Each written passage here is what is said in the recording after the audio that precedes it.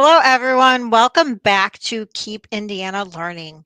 My name is Melissa Wally, and I'm an innovation coach with Keep Indiana Learning and an ed tech specialist with Hanover Community Schools in Cedar Lake, Indiana. I am so happy to have you back with us today as we explore chapters 1 and 2 of our book study series, Keep Indiana Reading with Digital for Good edition.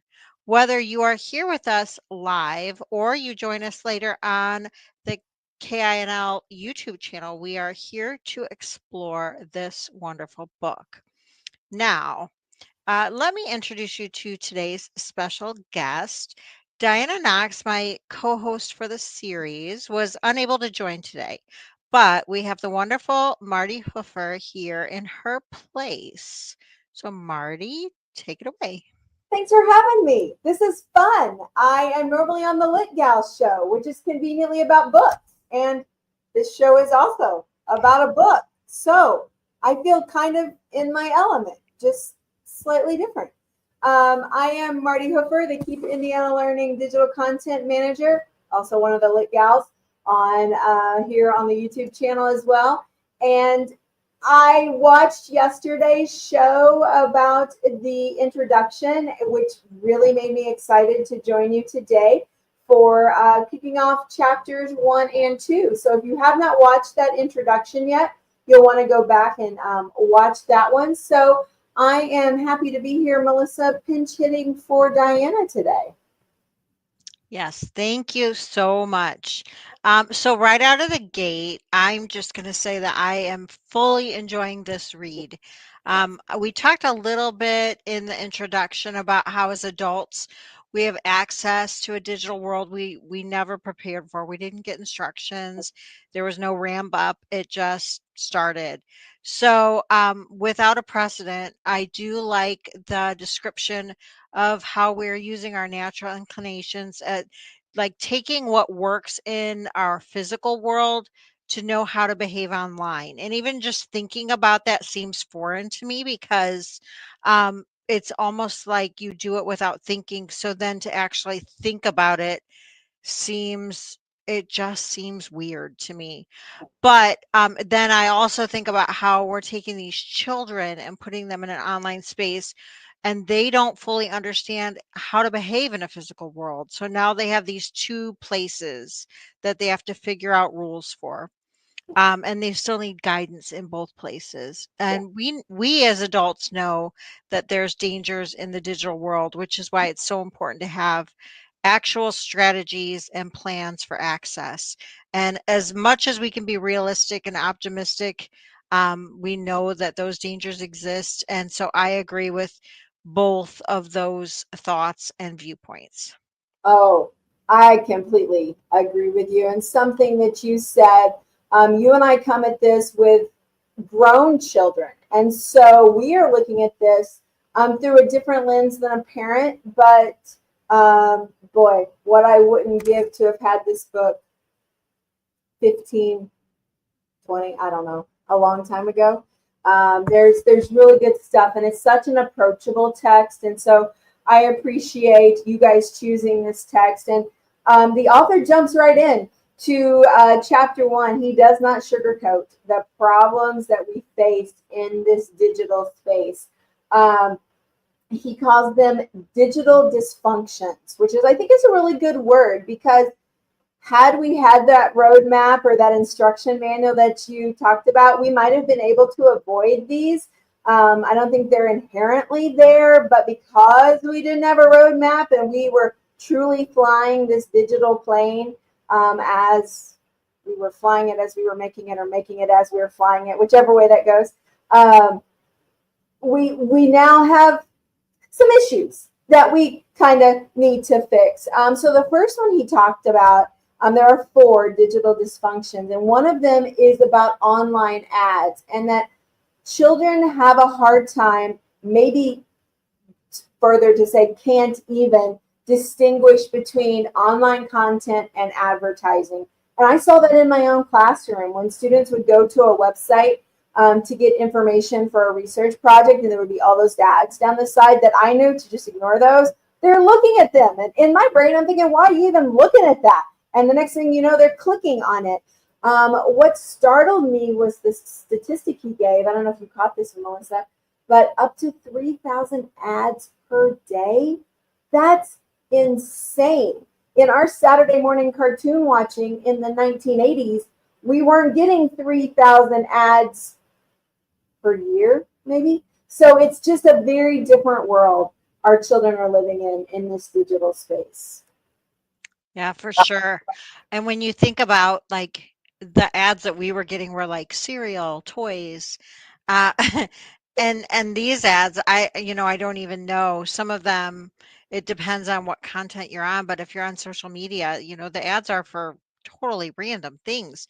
And sometimes I think the ads are, what content creators are promoting are ads, and so that counts into that, which is a totally I could get sidetracked on that.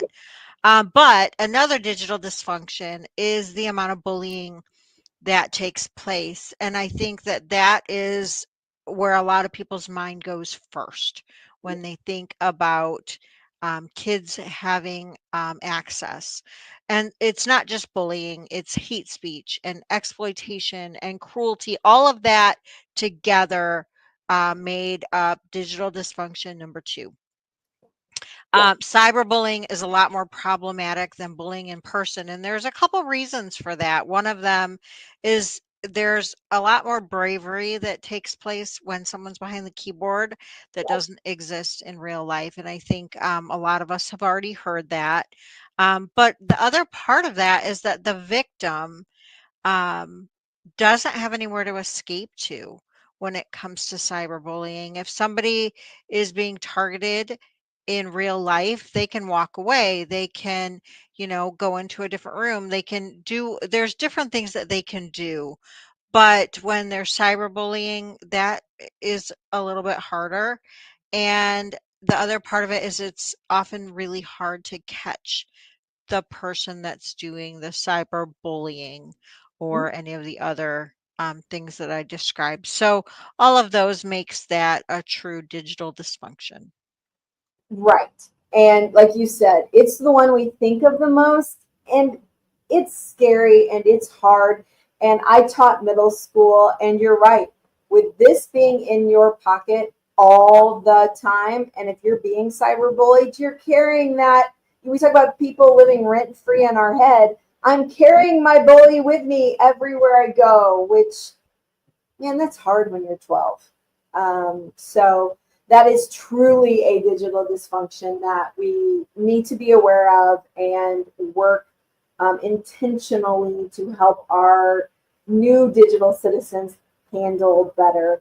The third one he talks about is one I think about often, and that's the exposure to other people's lives. Um, we get really skewed perspectives when we're looking at Instagram or pick your social media of choice. That's just the one I'm picking on.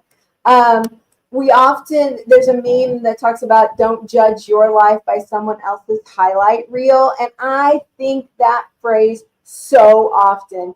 A interesting quote I found here on page 18 is that the New York Times reports that Americans spend about 6 times the amount of time washing dishes as playing golf. Yet, there are twice as many tweets reporting golfing than doing dishes. That doesn't math. If we're washing dishes 6 times more than we're golfing, and I don't know about you, Melissa, but I have exactly posted 0 times about washing dishes, and I do wash dishes on a regular basis, or doing laundry, or sweeping the floor, or all of those things. We just don't post about it, and people think it's easy to think that no one else is dusting, that no one else is mopping, because no one else is posting about it. Okay, that's not reality. So I appreciate content creators that are being a little more honest with their lives. That, like, hey, I spent today folding laundry. Great, thank you for sharing. Yeah. because so did I. And so we need to help students understand, digital users of all ages, that what we see is not in totality what really happens. They are still having to stop and get gas in their car. Yeah, yeah. Right. Digital dysfunction number three. Right. And I think I think that is a good one that I would not have thought of on my own. It's not an obvious one, but it definitely affects people. Yes, very much. Very. So the fourth digital dysfunction is eroding civility, which that is a term that I really had to think about and just read about to figure out what does this mean? So basically, these are actions that are threatening our civil society because today's children, and this was also something that really took me aback, but today's children are more likely to be negatively impacted by cyber attacks than by physical wars. Um, because one of the biggest challenges we face today is how easy it is for misinformation is to spread online. And I think we're all aware of that. Like we've seen that a headline could take off before anyone has had a chance to check if it's even true. And that's why it's so important for all of us to get better at spotting what's fact and what's fiction. And those things can be taught in school and make sure we're leaning on reliable sources. And I think that as adults, we have to make sure that we're doing those things as well. But what makes it even harder is that while those impacts of misinformation keep growing, and I'm thinking like politics is a big sign of that, that we still haven't even really tackled it directly. And let's be honest, this isn't just about bad info floating around, but it's like a psychological warfare. And if we don't deal with it, it just gets stronger. Absolutely. I mean, there are multiple books about that topic in and of themselves, but it's one that we have to be aware of. And as I like how he talks about dual citizenship, that we live in these two physical worlds and digital worlds. And as we have dual citizenship, we have to be aware of this false information, misinformation that's floating around and that we're sharing. And we need to, even if our friends are sharing it, be the one that stops and says, whoa, I'm going to research this and make sure that I'm not part of the problem. I can't fix the big problem, but I can fix my part of the problem. And I think it's easy to think that this is so complex and such a big problem, not just the misinformation, all of these digital dysfunctions, that this is such a big problem and it's overwhelming that we can't do anything about it. But I love how he spends some time at the end of chapter one and the beginning of chapter two talking about that technology does not have a consciousness, and that we, the human, we are, technology is just a tool. And in and of itself, it is not good or bad. It is inherently neutral. It's what we then do with it that matters. And so, right at the end of chapter one, page 23, I underlined, mini aligned, did you? Yeah, 23, 24 is like under some of it's double underlined. I've got stars. Yes, I also have stars and notes, and I wrote this next to a section. Mhm, But humans have the responsibility to bring a conscious to virtual spaces, and we must mhm. actively teach the future inhabitants of our digital world how to do that. And I thought, you know what? That may summarize the book in a nutshell. Yeah. That you, as the human, are the consciousness, and you decide the good or bad of this technology Mhm. with your actions, because the technology is nothing but plastic and digital piece parts that I don't understand how they work. But I understand a human consciousness because that's what I have. So I found that to be a really important idea in this book. So he talks about that that we view things as a curved mirror that magnifies who we are in our real life and reflects our values to an extreme, like a funhouse mirror.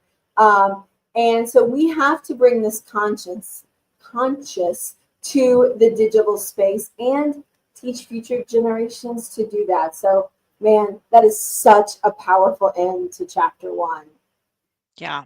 Yeah, if I wasn't hooked already, that would have done it. Yeah, same. Same. Yeah. What a great start to the book. So as we move into chapter 2, then we start to examine this need for digital citizenship. Like, yes, so what we know all these problems now. What do we do? Because as long as we've had, now we're thinking physical space, we've had people, and then we built these communities and neighborhoods and towns and places where we have people come together. Now we have technology woven into our lives, and we have these same communities in digital spaces.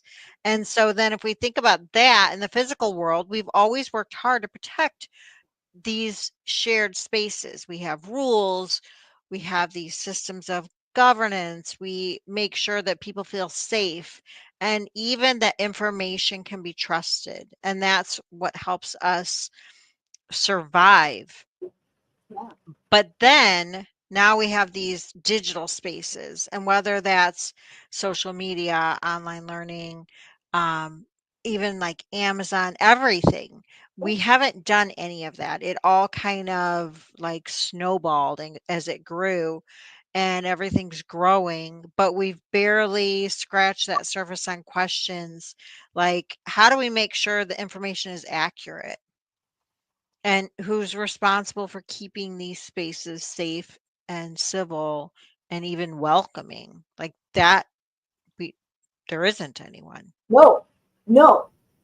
Which I thought was a great point, that as you're growing up in your physical world, I remember the first time I took my kids to a funeral home.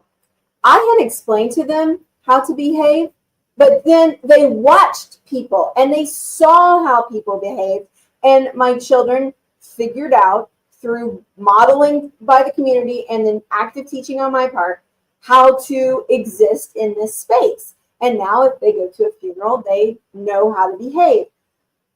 But no one has done that in the digital space because, back to, like you said, we're figuring it out as we go. And so I don't know who is ultimately responsible for figuring out those norms, but you and I and everyone watching this show live in those spaces. So ultimately, we're responsible. I feel like, to show others the norms and model good behavior. It's a great question he asked that is so important to think about. Yeah. Yeah. And it's really not enough to assume that if we just teach our kids to be good humans, then they'll carry that into their digital lives. Richard Clatta points out that, it's kind of like what you just said. When the environment changes, Mhm. it's becoming harder to apply what we've learned somewhere else. But then we have this cognitive research backs it up. We learn best when the lesson happens in the same context where we'll actually use it. But if we don't have this, I learn, I do, I learn, I do, it's hard for kids to absorb that and be able to apply it. So if we want young people to actually know how to behave online, they need real opportunities to practice, because otherwise it's just this big leap to expect them to transfer what did I learn physically, and then I go digital and I do the same thing. And honestly, the same is true when it comes to learning how to use AI responsibly. They have to have practice. That makes so much sense to me, and I hadn't thought about it until I read it, and it makes perfect sense. And when we think about teaching digital citizenship, something you and I have both done numbers of times over, we focus mostly on online safety, which is important, but it's such a tiny piece of a great big pie of how to behave and function in this digital world. Maybe an important shift we could make is to focus on how technology can make our lives better and our communities better, and how to have balance between the physical world and those offline activities. I wrote in the book, in one of the sections where he was talking about this, about that we need to practice like we want to perform. Every coach says that to their players: practice like you want to perform, because sometimes you don't care very much about practice. And spoken as an athlete and musical performer. Practice isn't always real high on my list, but how I practice is how I'm going to perform. So we have to give our students spaces to practice and in a controlled way where we can help them through the situation, not just turn them loose to the wild, wild west. So I think when we teach digital citizenship, something that he talks about that I thought was such a great idea is not just focus on the don'ts, but honestly, more important, focus on the do's. Mhm. What do you want them to do? And I thought that was a profound statement because you can't practice what not to do. I can only practice what to do. Right. Which kind of goes back to what we said yesterday or in our previous episode about um, it's the same kind of parenting that you're or teaching that you're doing in all other areas of your life. It just goes to technology. We don't always tell our children, don't do this, don't do this. You say, this is what I want you to do. Yeah. It's the same thing. And in fact, the research that was in the book um, demonstrated that you could change behavior faster by doubling down on positive behaviors rather Yeah. than pointing out all the flaws or mistakes made. And knowing and describing those digital qualities we want our children to display is a starting ground. Again, a starting ground. Absolutely. And so we have the chance to set some norms and some guidelines and make a have a positive conversation and make positive change, but we have to keep pushing this topic because just sweeping it under the rug is not going to make anything better. So we have to talk about it, we have to model it, we have to nicely, civilly call people out when we see it being done badly. So we have to consider digital culture as a real place and a real thing that happens at home and at school and at all the different places we are. There is this culture that we're living in that we can't see, but we say a lot of words in it and we send a lot of pictures in it. So we have to think about talking about positive change and being positive change.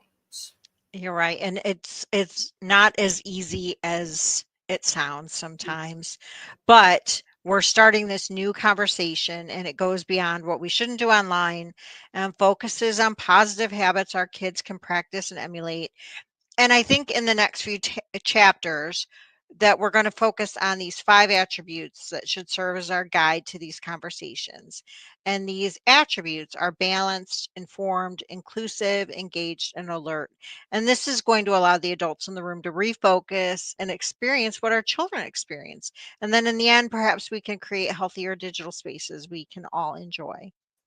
I'm excited about this. That's a lot to think about. Those 5 attributes, like you said, balanced, informed, inclusive, engaged, and alert, things we should be all the time when we're in these online spaces. So we're at a unique crossroads where we can make a difference. So I'm eager to finish reading this book and following along in your and Diana's conversation. Melissa, what challenge would you like to leave your audience with today? Yes. So in the introduction, we said that we would have a challenge each time. And the challenge for this episode is to spend a week tracking your screen time and digital habits. And you can use a phone tracker or a journal, whichever way you prefer, and then evaluate and model a healthy strategy for your students or children. And it's a good idea to talk about these things. It could be turning off notifications, taking screen breaks, or scheduling focused time. And together, as adults, we can learn with our students and our children together. And be better humans on the other side of the challenge. So, I love this challenge. I know I'm working on finding a better balance between my real life, my physical life, and my digital life. I've set some boundaries and they're working really well, and I'm excited about these changes. So, I'm excited to hear about how this challenge goes for the viewers. This brings our episode to a close. Thank you, Melissa, for letting me join you today. It has been an absolute delight. Next, we hope that you'll consider and reflect on these things snag yourself a copy of Digital for Good at your local library or favorite indie bookstore. And reflect after reading on these chapters. Leave us a note here on the YouTube channel. And join us in 2 weeks as Melissa and Diana will be discussing chapter 3, which focuses on that balance. So thanks so much for joining us today. Thanks again, Melissa. Thanks for joining us.